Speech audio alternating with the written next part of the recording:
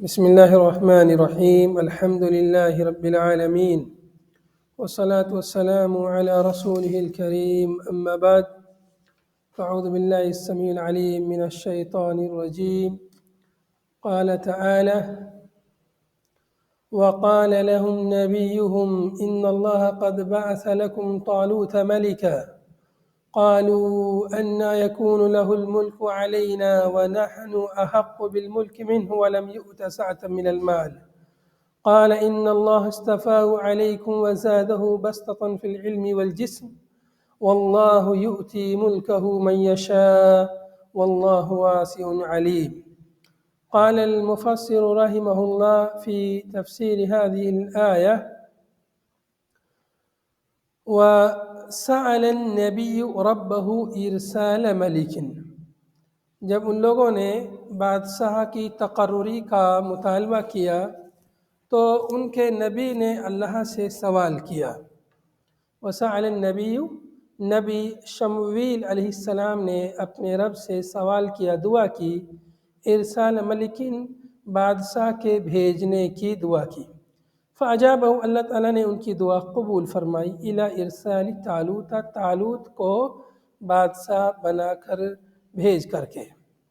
وقال لهم نبیہم، ان کے نبی نے ان سے فرمایا، ان اللہ قد بعث لکم طالوت ملکا، یقیناً اللہ سبحانہ و تعالیٰ نے بھیجا ہے تمہارے لیے طالوت کو ملک، بادشاہ بنا کے بھیجا ہے. قد بعث لکم طالوت ملکا، یہاں پر جو ہے یہ نہیں کہا کہ قد بعث علیکم، بلکہ یہ کہا قد بعث لکم. یہ مطلب، اور یہ بھی کہا کہ ان اللہ قد بعث لکم، کہ اللہ نے بھیجا ہے. یہ نہیں کہا کہ میں تمہارے لیے فلاں شخص کو بادشاہ مقرر کرتا ہوں. ان لوگوں نے کہا تھا کہ ابعث لنا ملکا، کہ ہمارے لیے کوئی بادشاہ مقرر کر دیجئے. تو ان نبی نے، ان کے نبی شمویل علیہ السلام نے کہا کہ اللہ تعالیٰ نے تمہارے لیے طالوت کو بادشاہ بنایا ہے. تو یہ اللہ تعالیٰ کے ساتھ بھی ادب کی بات ہے کہ شمویل علیہ السلام نے بادشاہ کی تقرری کی نسبت اللہ کی طرف کی کہ یہ اللہ نے بنایا ہے، میں نے نہیں بنایا.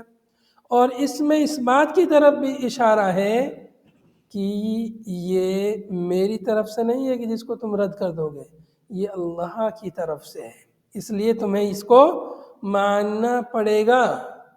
اس میں اسی لیے پہلے کہہ دیا کہ اللہ نے تمہارے لیے طالوت کو بادشاہ بنایا ہے. پھر یہ کہا لکم، تمہارے لیے، تمہارے اوپر نہیں ہے، مطلب سلطہ والی بات نہیں ہے اس میں، تسلط والی، تمہارے لیے اس میں مطلب اور ادب اور نرمی والی بات ہے کہ تمہارے لیے اللہ تعالیٰ نے طالوت کو بادشاہ مقرر کیا ہے. تو آیت کریمہ میں لفظ میں ہر طرح سے ادب، پیار اور محبت کے ساتھ بات پیش کی جا رہی ہے تاکہ وہ اس چیز کو بآسانی قبول کر لیں. لیکن ان لوگوں کی، بنی اسرائیل کی جو عادت ہے، پیچھے آپ پڑھ چکے ہیں، وہ کوئی بات جلدی سے مانتے نہیں تھے. قالو، کیا کہا ان لوگوں نے؟ خود مطالبہ کیا کہ ہمارے لیے کسی کو بادشاہ بنائیے. جب بادشاہ بنا دیا ان کے لیے، مقرر ہو گئے بادشاہ، تو کہنے لگے اَنَّا يَكُونُ لَهُ الْمُلْكُ عَلَيْنَا وَنَحْنُ أَحَقُّ بِالْمُلْكِ مِنْهُ. اَنَّا بمعنی کیفا، کیفا کے معنی میں کیسے ہوگی اس کے لیے بادشاہت، علینا ہمارے اوپر. اَنَّا يَكُونُ لَهُ الملک، کیسے اس کے لیے سلطنت ہوگی ہمارے اوپر، کیسے بادشاہت ہوگی. علینا کہا، دیکھو اللہ نے کہا لکم، وہ کہہ رہے ہیں علینا، کیسے وہ ہمارے اوپر بادشاہ بنے گا. یہ نہیں کہا کہ کیسے وہ ہمارا بادشاہ ہوگا، بلکہ کیا کرے، کیسے ہمارے اوپر وہ بادشاہت کرے گا، حکمرانی کرے گا، حالانکہ ہم اس سے زیادہ بادشاہت کے حقدار ہیں. کہنے لگے وَنَحْنُ أَحَقُّ بِالْمُلْكِ، ملک کے، بادشاہت کے، سلطنت کے ہم اس سے منہ، اس سے زیادہ حقدار ہیں. کیوں زیادہ حقدار ہیں؟ وہ لوگ اپنی عقل سے سوچ رہے تھے کہ لِأَنَّهُ لَيْسَ مِنْ سِبْطِ الْمَمْلَكَةِ، کہ یہ طالوت تو مملکہ کے نسل سے نہیں ہے، یعنی بادشاہ کے خاندان سے نہیں ہے، اس کے باپ دادا میں بھی کوئی بادشاہ نہیں گزرا ہے، اس کو کیا بادشاہت کا تجربہ ہے، حکومت چلانے کا اس کو کوئی تجربہ نہیں ہے۔ ولا النبوہ، اور نہ ہی یہ نبوت کے خاندان سے، اس کے باپ دادا میں کوئی نبی بھی نہیں ہے، تو کیسے یہ ہمارے اوپر بادشاہ ہو سکتا ہے؟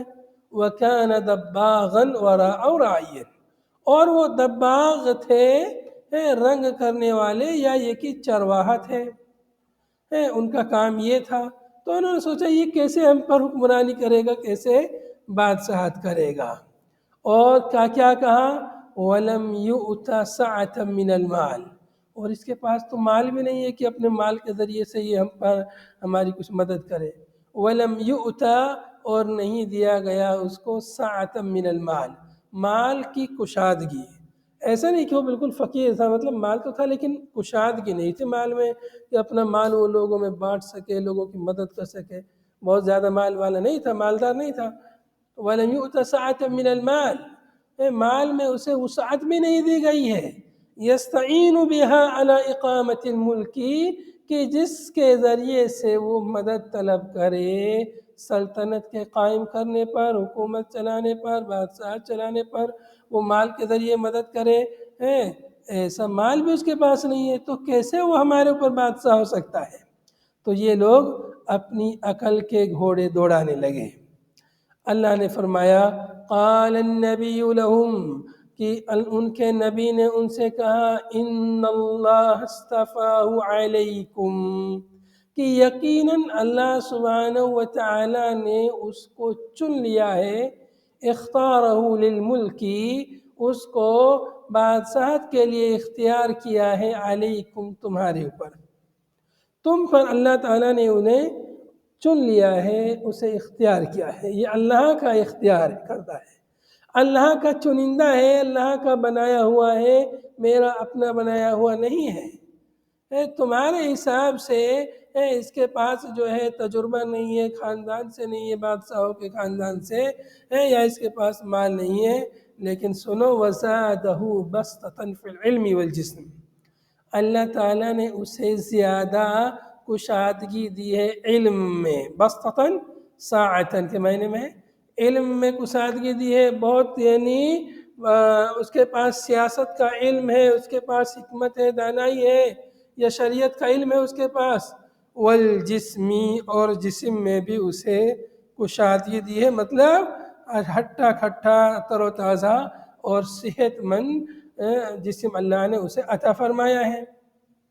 آگے مؤلف نے اس کی وضاحت کی، وَكَانَ أَعْلَمَ بَنِي إِسْرَائِيلَ يَوْمَئِذٍ، اور اس وقت وہ بنی اسرائیل کا سب سے زیادہ جانکار آدمی تھا، بنی اسرائیل میں سب سے زیادہ علم رکھنے والا آدمی تھا، وَأَجْمَلُهُمْ، ان میں سب سے خوبصورت، وَأَجْمَلَهُمْ وَأَتَمَّهُمْ خَلْقًا، اور باعتبار تخلیق ان میں سب سے زیادہ اتم، مکمل تھا۔ بعض مفسرین نے ذکر کیا ہے کہ وہ جو ہے دیگر لوگ ان کے کندھے کندھے آتے تھے، اتنا لمبا تڑنگا آدمی تھا۔ ایسا ایک آدمی ہم لوگوں نے مدینے میں دیکھا تھا، افریقی کوئی آدمی تھا، بہت موٹا اور لمبا تڑنگا، لمبے لمبے لوگ اس کے پاس آ کر کھڑے ہو کر نپ رہے تھے اپنے آپ کو، دیکھ رہے تھے ہم کتنے ہیں، جو زیادہ سے زیادہ لمبا آدمی تھا وہ اس کے کندھے تک پہنچ رہا تھا، ہم لوگ اس کے کندھے سے بھی نیچے تھے، اتنا لمبا آدمی تھا، صرف لمبا ہی نہیں تھا، موٹا بھی تھا کافی۔ حج میں دیکھا تھا ہم لوگوں نے، سن 2010 کے قریب تقریباً۔ تو یہ آدمی بھی بہت ہی ہٹا کھٹا اور موٹا، اور علم اور جسم دونوں اعتبار سے یعنی بھاری تھا۔ تو یہ چیز مطلب جب انسان جسمانی اعتبار سے بھاری ہوتا ہے اور علم بھی ہو، تو پھر وہ مطلب اس چیز کا مستحق ہے کہ وہ لوگوں کا قائد بنے، لوگوں پر حکمرانی کرے۔ لیکن انسان کے پاس بہت مال ہے، پیسہ ہے، اور بظاہر جسم اس کا بہت چھوٹا ہے، اس کی شخصیت جو ہے اس سے لوگ مرعوب نہیں ہوں گے۔ تو اس لیے بادشاہت کے لیے، حکمرانی کے لیے ایسا یعنی یہ دو اوصاف ہونے چاہیے۔ واللہ یؤتی ملکہ من یشاء، اور فرمایا اللہ تعالیٰ اپنے ملک، اپنی بادشاہت، سلطنت کو جسے چاہے دے، یہ اللہ کی عطا ہے۔ اللہ تعالیٰ جس کو چاہے اپنا فضل و کرم دے، جس کو چاہے نہ دے، تو یہ اللہ کی مرضی ہے، اللہ کی مشیت۔ اللہ اپنی مشیت سے، اپنی حکمت سے جو چاہتا ہے کرتا ہے۔ واللہ یؤتی، یؤتی بمعنی یعطی، اللہ تعالیٰ عطا کرتا ہے ملکہ، اپنی سلطنت کو، بادشاہت کو، من یشاء، جسے چاہے۔ مشیت، مشیت کا ذکر ہے اللہ کی مشیت کے ساتھ میں ہے، جسے جب کسی فعل کا ذکر آئے اللہ رب العالمین کی کسی چیز کا، تو اس میں کوئی نہ کوئی حکمت ہوتی ہے۔ چاہتے تو مطلب اللہ تعالیٰ جو چاہے کرے، اللہ کی مرضی ہے۔ جیسے انسان کے اختیار میں کچھ ہوتا، بولے میں جو چاہوں کروں، انسان بولتا ہے، لیکن اللہ رب العالمین ساری چیز، ساری مخلوق سب اللہ ہی کی مخلوق ہے، سب اللہ ہی کی ملکیت ہے، اللہ تعالیٰ جو چاہے کرے۔ تو جب من یشاء مشیت کا ذکر آتا ہے تو اس میں کوئی نہ کوئی حکمت ہوتی ہے اللہ تعالیٰ کی۔ واللہ یؤتی ملکہ من یشاء ایتاءہ لا اعتراض علیہ، جسے چاہے عطا کرنا اللہ تعالیٰ عطا کرتا ہے، لا اعتراض، اس پر کوئی اعتراض نہیں۔ اللہ کے فیصلے پر، اللہ کی عطا پر کسی کو اعتراض کا کوئی حق نہیں ہے۔ اللہ تعالیٰ جسے چاہے مال دے، جسے چاہے دولت دے، جسے چاہے حکمرانی دے، جسے چاہے علم دے، جسے چاہے ذہانت دے، اللہ کی عطا پر کسی کو اعتراض کرنے کا حق نہیں ہے۔ واللہ واسع علیم، اللہ تعالیٰ واسع ہے، یعنی فضلہ، اس کا فضل بہت وسیع ہے، اس کا فضل، اس کا علم، اس کی طاقت، اس کی قوت، اس کے جمیع اوصاف وسیع ہے۔ واسع علیم، علیم ہے اللہ تعالیٰ بمن هو اہل لہ، کون اس کا اہل ہے، کون سلطنت کا، بادشاہت کا اہل ہے، مستحق ہے، اللہ کو اس چیز کا علم ہے۔ تو اللہ رب العالمین نے یہاں پر، اس میں اللہ رب العالمین کی رحمت اور شفقت بھی یہاں پر ہمیں سمجھ میں آ رہی ہے کہ ان لوگوں نے جب بادشاہت کے یعنی تقرری کا انکار کر دیا کہ یہ کیسے بادشاہت ہم پہ کرے گا، کیسے بادشاہ ہوگا، تو اللہ رب العالمین نے فوراً ان کو سزا نہیں دی کہ تم لوگ میری بات نہیں مان رہے ہو، بلکہ ان لوگوں نے نشانی طلب کی، تو اللہ تعالیٰ نے ان کے لیے نشانی دی ہے کہ یہ اس کی نشانی ہے، جیسا کہ آگے آیت میں آ رہا ہے۔ اللہ تعالیٰ نے ان کے لیے نشانی دی اس طرح، جی دباغ کہتے ہیں رنگ کرنے والا، کلر کرنے والا، پینٹر آپ کہہ سکتے ہیں۔ راعین چرواہا، بکریوں کو چرانے والا، گائے بھینس اونٹ وغیرہ جو چراتا ہے اس کو راعی بولتے ہیں، راعی چرواہا۔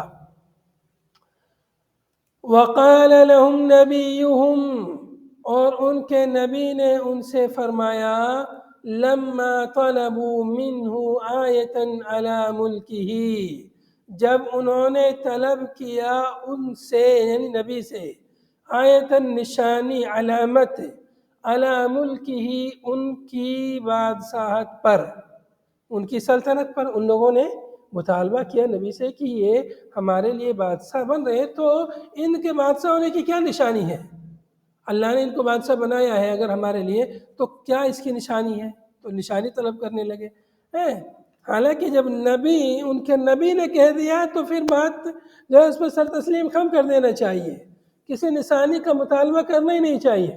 لیکن بہرحال ان لوگوں کی عادت تھی اس طرح سوال پہ سوال کرنا، ان لوگوں نے یہاں بھی سوال کیا اور نشانی مانگی، تو ان کے نبی نے ان سے فرمایا، وقال لهم نبيهم ان آیت ملکہ ان یاتیکم التابوت فیہ سکینۃ من ربکم، یقیناً اس کی بادشاہت کی علامت یہ ہے کہ ان یاتیکم، کی آئے گا تمہارے پاس، التابوت، ایک تابوت، کہ تمہارے پاس ایک تابوت، یعنی الصندوق، ایک صندوق آئے گا، ایک صندوق آئے گا تمہارے پاس، یہ نشانی بتائی۔ ان آیت ملکہ، یقیناً اس کی بادشاہت کی علامت یہ ہے کہ تمہارے پاس ایک صندوق آئے گا۔ الصندوق کان فی صور الانبیاء، مؤلف کہہ رہے ہیں کہ یہ جو صندوق تھا ہے اس میں انبیاء کی تصویریں تھیں۔ انزلہ اللہ علی آدم، اللہ تعالیٰ نے اس صندوق کو آدم علیہ السلام پر نازل کیا تھا۔ واستمر الیہم، اور یہ صندوق ان تک برابر ان کے پاس تھا، بنی اسرائیل کے لوگوں پر، حضرت آدم علیہ السلام سے لے کر ان لوگوں کے پاس تھا۔ فغلبتہم العمالقہ علیہ، چنانچہ ان کے اوپر عمالقہ لوگ غالب آ گئے اور انہوں نے اخذوا، اور صندوق کو ان لوگوں نے لے لیا عمالقہ نے۔ وَكَانُوا، اور یہ لوگ جب تابوت ان کے پاس تھا، صندوق تھا ان کے پاس، تو کیا کرتے تھے لوگ؟ وَكَانُوا يَسْتَفْتِحُونَ بِهِ عَلَىٰ عَدُوِّهِمْ، وہ لوگ فتح طلب کرتے تھے اس صندوق کی برکت سے، عَلَىٰ عَدُوِّهِمْ، دشمن پر، دشمن کا مقابلہ ہوتا تھا تو صندوق کی برکت سے یہ لوگ فتح، نصرت اور مدد طلب کرتے تھے۔ وَيُقَدِّمُونَهُ، اور اس صندوق کو لوگ آگے پیش کرتے تھے، فی القتال، قتال میں، وَيَسْكُنُونَ إِلَيْهِ، اور اس سے سکون اور اطمینان حاصل کرتے تھے، کما قال تعالی، جیسا کہ اللہ تعالیٰ نے فرمایا، فیہ سکینۃ من ربکم، کہ اس صندوق میں تمہارے رب کی جانب سے تمہارے دلوں کے اطمینان کا سامان ہے۔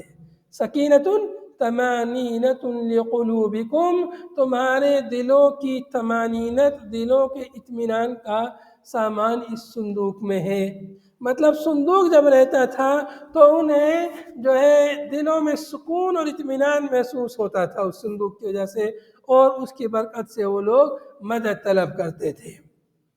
یہاں پر ہاں، عمالقہ ایک قوم ہے، انہوں نے بنی اسرائیل پر جو ہے اس سے مقابلہ کیا، ان پر غلبہ حاصل کیا اور پھر ان کی چیزوں کو انہوں نے لوٹ لیا تھا۔ اچھا، یہاں پر یہ جو تابوت کی تفسیر، صندوق اور پھر اس کے اندر جو سامان ہے، تابوت صندوق یہ تو ٹھیک ہے، تابوت کا معنی صندوق، لیکن آگے جو یہ بات کی کان فیہ صور الانبیاء انزلہ علی آدم، یہ بات جو ہے محل نظر ہے۔ یہاں پر میرے پاس جو نسخہ ہے، شیخ صفی الرحمن مبارک پوری رحمۃ اللہ علیہ نے اس پر ایک تعلیق چڑھائی ہے، بل ہوا تابوت کان قد بناہ موسیٰ علیہ السلام، کہ یہ تابوت جو ہے جس کا ذکر یہاں پہ آیا ہے، اس کو خود موسیٰ علیہ السلام نے بنایا تھا، کما امرہ الرب تبارک و تعالی، جیسا کہ اللہ تبارک و تعالی نے موسیٰ علیہ السلام کو حکم دیا تھا، حسب ما جاء فی التوراۃ، جیسا کہ تورات میں اس کا ذکر آیا ہے۔ وَكَانَ الْفَلَسْطِينِيُّونَ قَدْ أَخَذُوهُ مِنْ بَنِي إِسْرَائِيلَ بَعْدَهُ، اور ان کے بعد میں فلسطینی لوگوں نے بنی اسرائیل سے اس صندوق کو لے لیا تھا۔ وَكَانَ فِيهِ عَصَاهُ، اور اس صندوق میں موسیٰ علیہ السلام کی عصائے موسیٰ، ان کی لاٹھی یا چھڑی اس میں تھی، وَرُضَاضُ الْأَلْوَاحِ، اور تورات کی تختیوں کے کچھ ٹکڑے اس میں موجود تھے۔ وَكَانَ وُجُودُهُ بَرْكَةً وَعَلَامَةً عَلَى النَّصْرِ، اور اس صندوق کا وجود جو ہے برکت اور مدد کی علامت سمجھی جاتی تھی۔ تو یہاں پر یہ جو بات کہی ہے، یہ مطلب محل نظر ہے کہ اس کو اللہ تعالیٰ نے آدم علیہ السلام پہ نازل کیا اور پھر یہاں تک اس زمانے تک وہ صندوق باقی تھا، یہ چیز محل نظر ہے، بلکہ موسیٰ علیہ السلام نے بنایا تھا اور موسیٰ علیہ السلام کے بقایا ذات اس میں موجود تھے، جیسا کہ آگے آیت میں اشارہ ہے۔ آگے آیت میں ہے وَبَقِيَّةٌ مِّمَّا تَرَكَ آلُ مُوسَىٰ وَآلُ هَارُونَ، اس صندوق میں ایک تو طمانینت، مطلب صندوق کا وجود خود اطمینان کا سبب تھا، باعث تھا، اور وَبَقِيَّةٌ، اور بقایا جات، مما اس میں سے جو ترکا چھوڑا، آل موسیٰ و آل ہارون، موسیٰ اور ہارون علیہ السلام کے آل نے، یا ان دونوں نے جو کچھ ترکا چھوڑا تھا اس میں موجود تھا۔ اے ترکاہما، یعنی جس کو ان دونوں نے چھوڑا تھا وہ چیز اس میں تھی، وَهُوَ نَعْلَ مُوسَىٰ، اور وہ جو چھوڑا تھا وہ کیا تھا؟ وہ موسیٰ علیہ السلام کے نعلین تھے، اور وَعَصَاهُ، اور ان کی عصا لاٹھی، وَعِمَامَةُ ہارون، اور ہارون علیہ السلام کی پگڑی اس میں تھی وَقَفِيظٌ مِّنَ الْمَنِّ الَّذِي كَانَ يَنزِلُ عَلَيْهِمْ، قفیز میں نے تھیلا، جھولا ہے، پوٹلی، وَقَفِيظٌ مِّنَ الْمَنِّ، اور من و سلوہ جو ان پہ نازل ہوتا تھا تو من کی ایک پوٹلی، ایک تھیلا، الذی کان ینزل علیہم، جو ان پہ نازل ہوتا تھا من و سلوہ، اس میں سے من کی ایک ایک تھیلا، ایک بوری یا ایک پوٹلی ان کے پاس تھی، اس میں تھی، اس صندوق میں وَرُجَازٌ مِّنَ الْأَلْوَاحِ، الواح یعنی الواح التورات، تورات کی تختیوں کے ٹکڑے، رجاز معنی قطع، ٹکڑے، تو تورات کی تختیوں کے ٹکڑے اس صندوق میں موجود تھے۔ تو یہاں پر وَبَقِيَّةُ مِمَّا تَرَكَ، آل موسیٰ اور آل ہارون نے، موسیٰ علیہ السلام، ہارون علیہ السلام دونوں بھائی تھے، یہ انبیاء تھے، اور انبیاء کرام جو ہے حدیث پاک میں انما الانبیاء لم یورثوا دینارا ولا درہما ولکن ورثوا العلم، انبیاء کرام جو ہے دینار و درہم جو ہے نہیں چھوڑتے، لیکن علم اور حکمت وہ چھوڑ کے جاتے ہیں۔ تو اصل جو ہے یہ کہ موسیٰ علیہ السلام، ہارون علیہ السلام، انہوں نے علم و حکمت چھوڑی تھی، اور اس کے کچھ بقایا جات تورات کے ٹکڑے جو ہے اس صندوق میں موجود تھے، اور کچھ چیزیں ان کے جو استعمال کی تھی، جیسا کہ ہم مفسر نے ذکر کیا ہے، وہ بھی اس میں موجود تھی۔ جی کون سی؟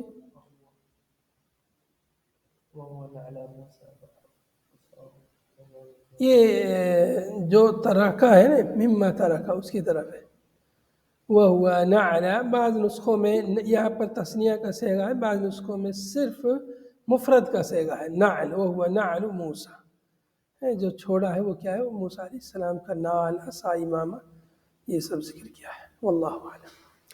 تحملہ الملائکہ، اس صندوق کو یا صندوق کو فرشتے اٹھائے ہوئے ہوں گے۔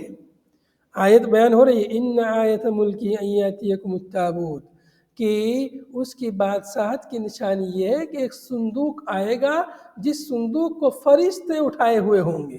تحملہ الملائکہ حال من فاعل یاتیکم، یہ جو ہے یاتیکم کے فاعل سے حال واقع ہے، ان یاتیکم التابوت، تو تابوت فاعل ہے، تو اس سے حال واقع ہے کہ تابوت تمہارے پاس آئے گا۔ کیسے آئے گا تابوت؟ کیسے آئے گا؟ تحملہ الملائکۃ، فرشتے اس صندوق کو اٹھائے ہوئے ہوں گے، اس طرح سے آئے گا۔ ان فی ذلک لآیۃ لکم علی ملکہ، یقیناً اس میں تمہارے لیے نشانی ہے اس کی بادشاہت پر۔ یہاں پر تاکید کے لیے پھر یہ بات ذکر کی ہے، پہلے بات ہو گئی ان آیت ملکی، پھر مزید تاکید پیدا کرنے کے لیے اللہ نے فرمایا ان فی ذلک لآیۃ لکم علی ملکہ، یقیناً اس میں تمہارے لیے ان کی سلطنت پر نشانی ہے، ان کے بادشاہ ہونے کی اس میں نشانی ہے کہ وہ صندوق جس سے تم برکت حاصل کرتے تھے، جو تم سے گم ہو گیا تھا، وہ صندوق یہ بادشاہ لے کر آ جائیں گے، یا وہ صندوق اس بادشاہ کے لیے حاضر ہو جائے گا۔ تو یہ نشانی ہے ان کے بادشاہ ہونے کی۔ تو یہاں پر تاکید، یعنی الفاظ کی بھی تاکید ہے، تکرار کی بھی تاکید ہے۔ کسی بات میں تاکید پیدا کرنے کے لیے یا تو اس بات کو دہرایا جاتا ہے، تکرار ہوتی ہے، تو وہ تاکید بھی یہاں موجود ہے۔ ان آیت ملکی، پھر یہاں پھر کہا ان فی ذلک لآیہ، مکرر دو بار ذکر کی وہی بات، اور یہاں پر انا کی تاکید، اور لام یہاں بھی آیت سے پہلے لام بھی تاکید کے لیے آیا ہے، تو تاکید، لفظی تاکید بھی ہے، تکرار کی تاکید بھی یہاں موجود ہے کہ اس میں تمہارے لیے نشانی ہے ان کے بادشاہ ہونے کی، کہ وہ صندوق جس کو تم سے امالیکہ لوگ چھین کر لے گئے تھے، وہ صندوق خود بخود آ جائے گا اس بادشاہ کے پاس میں، فرشتے اس کو لے کے آ جائیں گے۔ یہاں پر تحملہ الملائکہ، فرشتے اٹھائے ہوئے ہوں گے۔ ایسا لگ رہا ہے کہ بہت بھاری صندوق ہوگا، یا ایک ہی ملائکہ سے کوئی فرشتہ مراد ہے، ایسا ہی ہو سکتا ہے، واللہ اعلم۔ ان کنتم مؤمنین، اگر تم مومن ہو تو اس میں تمہارے لیے نشانی ہے۔ ان فی ذلک لآیۃ لکم، اس صندوق میں تمہارے لیے ان کے بادشاہ ہونے کی نشانی ہے۔ ان کنتم مومنین، اگر تم مومن ہو۔ اگر مومن نہیں ہے، اللہ کی آیتوں پر ایمان نہیں رکھتے ہو، اللہ کے فرامین پر ایمان نہیں رکھتے ہو تو کوئی آیت تمہیں فائدہ نہیں پہنچا سکتی۔ فائدہ کس کو پہنچاتی ہیں آیتیں؟ جو آیتوں پر ایمان رکھتے ہیں، جو اللہ پر ایمان رکھتے ہیں۔ ان کنتم مؤمنین فحملته الملائکۃ بین السماء والارض، مفسر رحمہ اللہ فرما رہے ہیں کہ چنانچہ فرشتے آسمانوں اور زمین کے درمیان اس صندوق کو اٹھا کر لائے، اس حال میں کہ وہ لوگ اس کی طرف دیکھ رہے تھے۔ مطلب لوگ خود دیکھ رہے تھے آسمان و زمین کے درمیان ایک صندوق آ رہا ہے۔ حتی وضعته عند طالوت، یہاں تک کہ فرشتوں نے اس صندوق کو طالوت کے پاس لا کے رکھ دیا۔ فاقروا بملکہ، اب ان لوگوں نے ان کی بادشاہت کو تسلیم کیا۔ فاقروا، اقرار کیا، بملکہ، ان کی سلطنت کا، وتصارعوا الی الجہاد، اور ان لوگوں نے جہاد کی طرف جلدی کی۔ فاختار من شبانہم 70,000، چنانچہ طالوت نے ان کے شبان میں سے 70,000 لوگوں کو اس فوج کے لیے، ان جہاد کے لیے چنا اور ان کو سلیکٹ کیا اس مقابلے کے لیے، دشمن سے مقابلے کے لیے 70,000 نوجوانوں کو سلیکٹ کیا۔ آگے فرمایا فلما فصل طالوت بالجنود، چنانچہ نہیں یہ لوگ جو نشانی طلب کیے تھے بادشاہ ہونے کی، تو ان لوگوں نے خود اپنی آنکھوں سے دیکھ لیا کہ بھائی واقعی صندوق آسمان سے آ رہا ہے، ایسے تو کوئی چیز آتی نہیں ہے، لیکن یہ تو ایک عجیب ہے، مطلب عجوبہ ہو گیا ہے، ایک معجزہ ہو گیا ہے کہ ایک صندوق آسمان میں آ رہا ہے، اور صندوق بھی وہ ہے جو جس پر وہ لوگ جو ہے جان دیتے تھے، جس کے ذریعے مدد طلب کرتے تھے۔ اب وہ صندوق رہے گا، دشمن سے مقابلہ ہوگا تو صندوق کے ذریعے مدد ملے گی، تو خود صندوق ان لوگوں نے دیکھا، تو صندوق جب آ گیا تو اب تو ایمان انہیں اس پر لانا تھا، اب تو اس کی بات ماننی تھی کہ ہمارا بادشاہ ہے۔ بات سمجھ میں آئی؟ فلما فصل طالوت بالجنود، اب فوج تیار ہو گئی ان کی، طالوت کی فوج تیار ہو گئی ہے۔ فلما فصل بمعنی خرج، جب طالوت نکلے بالجنود، فوج کے ساتھ، لشکر کے ساتھ، جنود جندن کی جمع ہے یعنی جیش، لشکر۔ فصل معنی انفصل، یعنی انفصل عن مکانی، اپنی جگہ سے جدا ہوئے، الگ ہوئے، مطلب نکلے، مشى بهم، ان کو لے کر چلے۔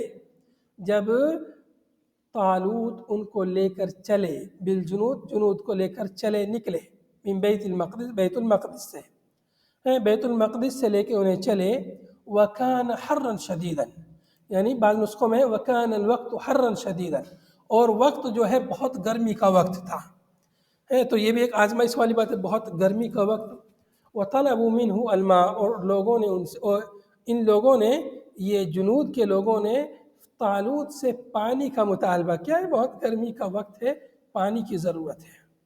قال، تو طالوت نے کہا، چونکہ یہ بہت علم والا آدمی تھا، تو انہوں نے کہا ان اللہ مبتلیکم بنہر فمن شرب منہ فلیس منی ومن لم یطعمہ فانہ منی الا من اغترف غرفۃ بیدی۔ کیا کہا طالوت نے؟ یقیناً اللہ سبحانہ و تعالیٰ تم لوگوں کو آزمائے گا، مبتلیکم مختبرکم، تمہارا اختبار لے گا، تمہیں ابتلا میں ڈالے گا، آزمائش میں ڈالے گا، بنہر، ایک نہر کے ذریعے۔ پہلے ہی اپنی فوج کو متنبہ کر دیا، چوکنا کر دیا کہ خبردار ایک نہر آگے آنے والی ہے، اللہ تعالیٰ اس نہر کے ذریعے تمہاری آزمائش کرے گا۔ یہ نہیں کہ گرمی کا وقت ہے، نہر مل گئی، پانی مل گیا، ٹوٹ پڑو اور خوب جو ہے پیٹ بھر کے پانی پیو، یہاں تک کہ پھر چلنا بھی جو ہے تمہارے لیے مشکل ہو جائے۔ نہیں، اللہ آزمائے گا تم کو اس نہر کے پاس جا کر، پھر کیا کرنا ہے وہ سنو۔ بنہر لیظہر المطیع منکم والعاصی، تاکہ تم میں سے فرما بردار اور عاصی یعنی نافرمان دونوں ظاہر ہو جائے، کون فرما بردار ہے اور کون صرف ویسے ہی زبانی کھوکھلے دعویٰ کرنے والا ہے، نافرمان ہے۔ تو اللہ تعالیٰ تمہیں آزمائے گا۔ کیوں آزمائے گا؟ آزمائش، امتحان کس لیے ہوتا ہے؟ آزمائش اور امتحان اس لیے ہوتا ہے نا کہ تاکہ ممتاز اور اچھے طلباء سمجھ میں آ جائیں کہ کون اچھے ہیں، کون محنتی ہیں، اور کون جو ہے صرف جو ہے ہانکنے والے ہیں اور سستڑ ہے، پڑھتے نہیں، کاہلی کرتے ہیں، تو تاکہ سمجھ میں آ جائے کون پڑھنے والا کون نہیں پڑھنے والا ہے، اس لیے امتحان ہوتا ہے۔ تو ایسے ہی ان کا امتحان ہوگا۔ ان کے بادشاہ نے ان سے کہہ دیا کہ اللہ تعالیٰ تمہیں نہر کے ذریعے آزمائے گا کہ تاکہ مطیع اور عاصی دونوں سمجھ میں آ جائیں۔ وَهُوَ بَيْنَ الْأُرْدُنِ وَفَلَسْطِينَ، اور یہ نہر جو ہے اردن اور فلسطین کے درمیان یہ نہر تھی۔ فمن شریبہ، ان کے بادشاہ نے ان سے کہہ دیا فمن شریب منہ فلیس منی، جس نے بھی اس نہر سے پانی پیا وہ مجھ سے نہیں ہے۔ سخت پیاس کا زمانہ ہے، گرمی کا زمانہ ہے اور پانی بھی موجود ہے، جو پیے گا تو وہ ہمارا نہیں ہے، ہمارا مطیع اور فرما بردار نہیں۔ آزمائش بڑی سخت آزمائش ہے کہ جو یہاں اس امتحان میں کامیاب ہو گیا، پیاس پہ جس نے صبر کر لیا وہ دشمن کا مقابلہ کر سکتا ہے۔ جو پیاس پہ صبر نہیں کر پا رہا ہے وہ کیسے دشمن کا مقابلہ کرے گا؟ تو فمن شریب منہ اے من مائہ، جس نے اس نہر کا پانی پیا فلیس منی، وہ مجھ سے نہیں، یعنی لیس من اتباعہ، وہ میرے پیروکاروں میں سے نہیں، ہمارے پیچھے چلنے والوں میں سے نہیں ہوگا وہ۔ وَمَن لَّمْ يَطْعَمْهُ يَذُقْهُ فَإِنَّهُ مِنِّي، اور جو اس میں سے چکھے گا بھی نہیں فَإِنَّهُ مِنِّي، وہ مجھ سے ہے۔ وَمَن لَّمْ يَطْعَمْهُ، يَطْعَمْهُ یعنی لَمْ يَذُقْهُ فَإِنَّهُ مِنِّي، جو چکھے گا نہیں پانی کو فَإِنَّهُ مِنِّي، وہ مجھ سے ہے، وہ مجھ سے ہے۔ إِلَّا مَنِ اغْتَرَفَ غُرْفَةً، ہاں مگر جس نے ایک غرفہ، ایک چلو پانی پیا تو اس کی الگ بات ہے۔ إِلَّا مگر مَنِ اغْتَرَفَ غُرْفَةً، غرفتن غرفتن بالفتح والضم دونوں طرح سے پڑھا گیا، دو قرأت اس میں، غرفتن اور غرفتن۔ غرفہ کہتے ہیں ایک چلو پانی کو، بیدہ آگے اس کی وضاحت ہے، من اغترف غرفة بیدہ فشربوا منہ، ہاں مگر جس نے ایک چلو اپنے ہاتھ سے پانی بھرا، فشربوا اس کو اسے پیا، تو ٹھیک ہے کوئی بات نہیں۔ فاکتفى بها، اس ایک چلو پانی پر اکتفا کیا، ولم یزد علیہا، اور اس پر زیادہ نہیں کیا، فإنہ منی، تو وہ بھی مجھ سے ہے، فإنہ منی، تو وہ مجھ سے ہے۔ فشربوا منہ، چنانچہ ان لوگوں نے پانی پیا اس نہر سے، لما وافوہ، جب وہ لوگ اس نہر پر پہنچے، بکثرت، کثرت سے پانی پیا، کثرت سے پانی پیا، یعنی کہ اکثر لوگوں نے پانی پیا، الا قلیلا منہم، مگر ان میں سے تھوڑے لوگوں نے پانی نہیں پیا۔ فاقتصروا علی الغرفہ، تھوڑے لوگوں نے اکتفا کیا ایک غرفہ، ایک چلو پانی پر۔ رویہ، روایت کیا جاتا ہے کہ انہا کفتہم، یہ ایک چلو پانی ان کے لیے کافی ہو گیا، لشربہم، ان کے پینے کے لیے، ودوابہم، اور ان کے چوپایوں کے لیے ایک چلو پانی کافی ہو گیا۔ وَكَانُوا 312، اور یہ قلیل لوگ کتنے تھے؟